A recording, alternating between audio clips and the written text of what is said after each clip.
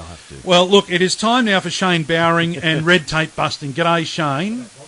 Oh, try that again. G'day, Bomber. How are you? Yeah, we're right now. We're on air. You thought you had a non-speaking role, didn't you? Well, I can do a bit of Marcel Marceau. How was the break, mate? I haven't seen you for a couple of weeks. It's been great. Good. Yeah, no, fantastic. Yeah, Are you fired up for 2014? I'm fired up for Manly to win the premiership this year. Who? Manly to win the premiership. I knew you'd get a giggle out of that. A silver tail amongst You didn't realise that, did you? No. No, mate. No wonder you were humming Eagle Rock out there. Number one Sea Eagle fan, absolutely. Now that's got the switchboard lit up already. I hope it has, and I hope they're all ringing to say go Manly. Yeah, win 'em Manly. Not Manly. No, they got to be Redcliffe Dolphins if they're in Queensland. Oh, stop. 13 13 32, the number to call if you'd like Shane to do some red tape busting for you. You've got some questions to ask. Shane, today, well, this is an interesting one. Are you entitled to a refund on unwanted Christmas gifts? Is this gifts that have been given to you? Yeah, I thought we'd talk about it, that if you're given gifts that essentially are fit for purpose, but they're things that you don't want. Or you can't use. That's right, you can't use. You might have difficulty taking those back because at the end of the day, one, you've got to have your receipt, so hopefully the person who gave it to you has got the receipt.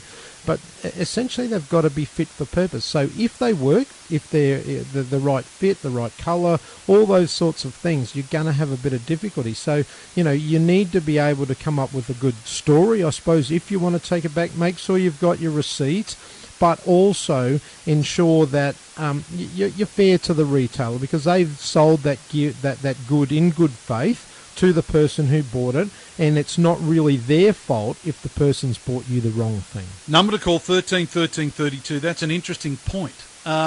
You're relying as a retailer on my honesty. That's right. So if I've got a Paisley shirt that was given to me by my daughter and I don't like Paisley, no good me going, oh, look, I've got this, I'm not really, it's not my thing. No, you're going to struggle. But if I said it doesn't fit me, yes, that's a reasonable? Absolutely. Generally, then you'd be okay. And look, a lot of the really quality retailers, if you've got a reasonable excuse and a reasonable reason, they will entertain that, If you went in there and were unreasonable, and also if you went in there and then demanded a refund instead of a replacement good, again, you're going to struggle. If you're asking for a replacement good, so you don't want this size, you want a different size, you want the same thing, generally they're going to play ball with you. So, try and be smart, try and be fair to the retailer. But, also, if you've been dudded, if it's not working properly, doesn't fit, whatever, it's got buttons missing, the remote control's broken, obviously take it back. Even if they've got a no refund policy up, too bad. They have to change it. If it's broken. Oh, absolutely. They have to change it. There's a lot of businesses up there that are out there that have signs up saying, hey, choose carefully because we offer no refund. Well, disregard that. That is a nonsense. If it is not fit for purpose, it's broken, doesn't fit, whatever it is, you're entitled to a refund or alternative goods. Shane, we've got our first call. Elaine joins us. Good morning, Elaine. Hi, Shane. How are you? G'day, Elaine. How are you? I want some red busting. Do you? Well, hopefully I can help you. I hope so. We're Victorians. We're now banana benders. We won't hold that against you, Elaine. Thank you very much. That's all right. My pleasure. Go man. Just to stir up the other bloke. Oh, yes, stop it. Yes, another. That's very manly. nice of you. No.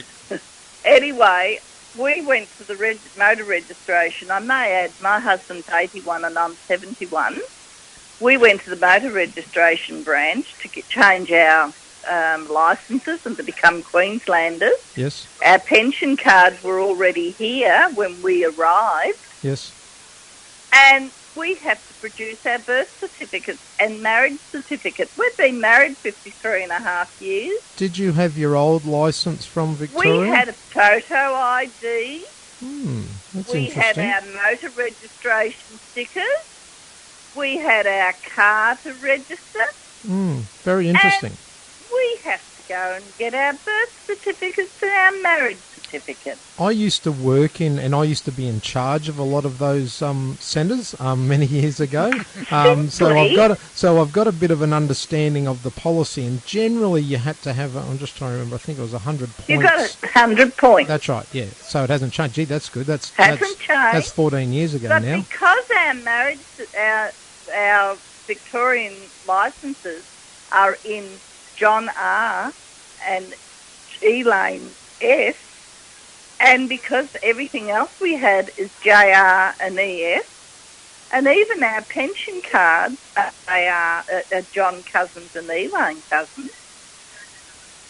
I find that strange, because they could have contacted. We were flabbergasted. Yeah, they could have contacted Victoria for you, I would have thought. Yeah, and if you had your 100 points and there was some query, could have been an easy fax or a call to Victoria to validate. So, yeah, I find that pretty strange. As I said, I knew you had to have the 100 points, and you used to have, I think, 2 primary and a secondary type, or 3 primary and 1 secondary type of ID.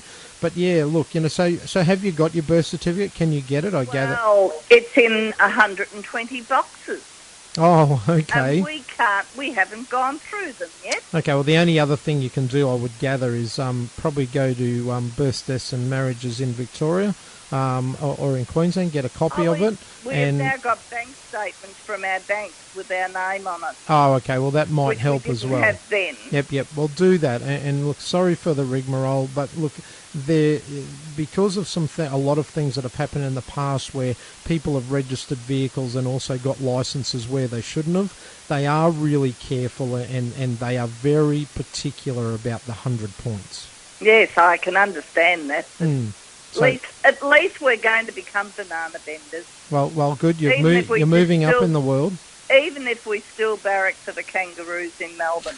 Well, I think you better hang up now, because I'm a cat supporter. So, Shane and I share something in common. I'm a Geelong fan. Me too. Anyway, nice talking. Good on you, Elaine. Thank you very much Elaine. for the call. Welcome to Queensland. Very good. I'm very pleased to have found you. Darren in Melbourne told us we had to annoy you up here. Excellent. We look forward to you annoying us. Okay, bye. Thanks, Elaine. Does that strike you as maybe a slight PR thing? Look, that could have been solved there and then. Look, it comes down to, I had a view when I was in charge of those centres that we had to try and go out of our way to try and help our clients and our customers. So that meant that if we had to make a call to Victoria to validate something and that was within our policy, I'd be making sure my staff did that, because, I didn't want to turn the person away when a simple phone call from us would have resolved it, to get a fax from Victoria, when the person then would have to go away and mess around themselves. So, I think there might have been something that could have been done there. And then come back and then get in the line again. That's right, and get in the queue. You're putting people out, and I have a firm view, and it's probably a different view to most public servants, that the public are our clients. They're our customers. Right, that if we don't have them, we don't have a job. So our job is to serve them as best as we can. So I think there might have been something else that could have been done there. Look, 13 13 32 is the number to call if you'd like to join the conversation, or you can SMS on 0427 13 13 32. We are red tape busting with Shane Bowering. Shane, scams. I've got one for you that I've come across. Is we're getting these emails and it's spam. And it's somebody saying that the tax ATO has got a tax refund for you. Please supply your bank details so that we can deposit the money into your bank account. And for the first time this year, my wife and I received personal income tax refunds electronically. Normally, it's always been a cheque, as far as I was aware. And this year, for the first time, it's been electronically transferred. And this year they've targeted people saying, give us your bank details so we can put the money into your account, which is definitely a scam. Absolutely a scam. They won't contact you by email. There's lots of scams out there that people need to be aware of. That is one of the key ones. I've seen some really good ones as well about PayPal, and I think Chris and I might have talked about it a few months ago, where people were trying to purchase something off PayPal, and they were getting emails about the fact that they hadn't paid, and they had paid.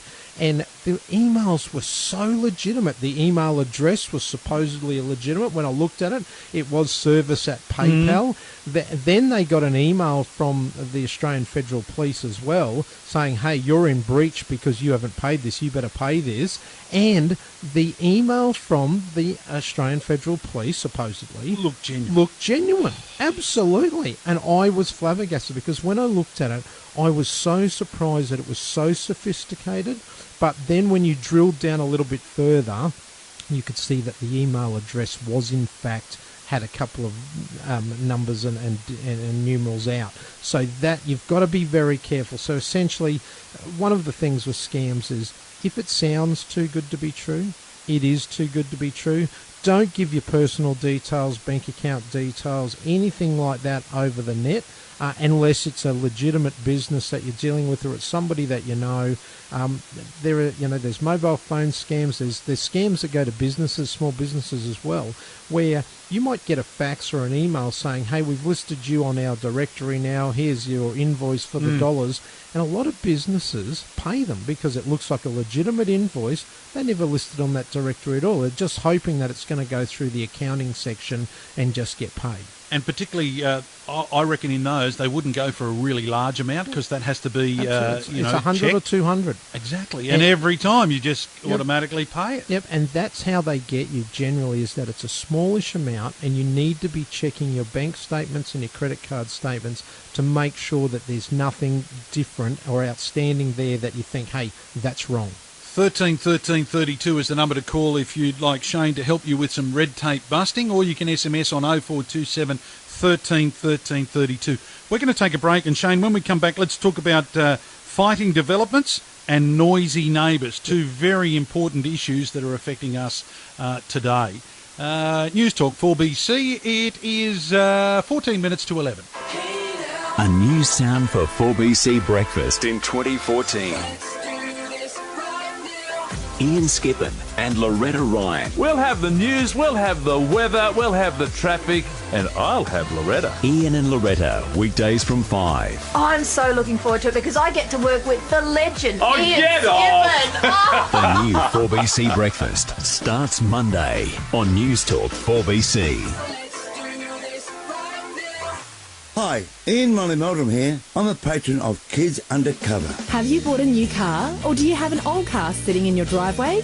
Now is the time to donate your old or unwanted car to Kids Undercover. 100% of the proceeds from the sale of your car will go towards preventing youth homelessness. All car donations are now tax deductible, no matter what condition the car is in. It's simple and it's free. Just visit donateyourcar.org.au or call 1-800-801-633. Sick of constantly cleaning your aquarium, fish pond or water feature? Yes. Well, now you can fix that. How? With Splashed. Splashed is a water dissolvable sachet. You simply drop into the water every fortnight. No measuring, no hassles. Splashed naturally cleans and is safe for your fish, pets and you. Where can I buy it? Splashed has a great offer. Only $15 delivered free to your door. Just go to splashed.com.au/4BC and order now. SPLOSHT. Splashed. Cleans water naturally. Southside Toyota is making a difference all over Brisbane. They're making a difference with their range of new cars, used cars, for the Toyota Finance Advantage and for the ongoing support of Southside Toyota Servicing. If you're planning on buying a new car, now it's your turn to experience the car buying difference at Southside Toyota. See Southside Toyota at the Gabba, Upper Mount Gravatt, or keep up to date with the latest Toyota offers and news. See southsidetoyota.com.au. This time of year, there's nothing better than fresh seafood, and it's best enjoyed outdoors by the sea. At Fish on Flinders, you'll find the freshest, most delicious Mooloolaba prawns, best enjoyed with a glass of wine from our licensed bar. Plus, of course, our selection of locally caught fish, including wild-caught barramundi, mackerel and salmon. And don't forget our famous sweet potato scallops. Fish on Flinders, 196 Flinders Parade Sandgate, opposite the swimming pool. Hoppy's Hand Wash Cafe is more than just a car wash. We've also got a full range of express detailing products, from wheel bling to hand waxing, buffing, steam cleaning and sanitising. Find your nearest Hoppy's Hand Wash Cafe at hoppyshwc.com.au. Join the conversation with Chris Bombolas. We are red tape busting with Shane Bowering at the moment, and the number to call to join the conversation, 13 13 32, as John has done. Good morning, John. Hi, guys. G'day, John. How are you? Not too bad, Shane. Mate, we have a unit, investment property that we plan to retire to.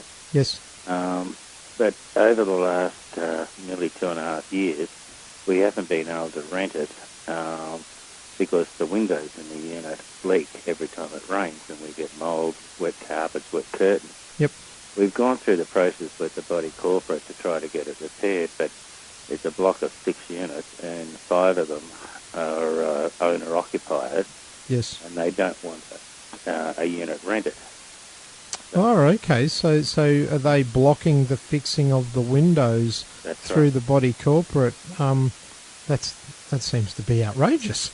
Like, and I've heard a lot of, terrible stories about body corporates, let me tell you, where, different things to this, but with things, because body corporate's got a committee and all those sorts of things, where they just don't go through. So it's obviously gone to the body corporate for them to fix it, and they're saying, no, they won't fix it? No, they've been just stalling us and saying, we need to get more quotes, more quotes, more quotes. So it's been now 2 years since our tenant left. The tenant took us to the RTA. Because of that matter? Yeah, and the RTA ordered us to repair the windows. Okay, so you've got something in writing from the RTA? Yeah, but the body corporate's ignoring it because it's of no point to them. It's to us as landlords.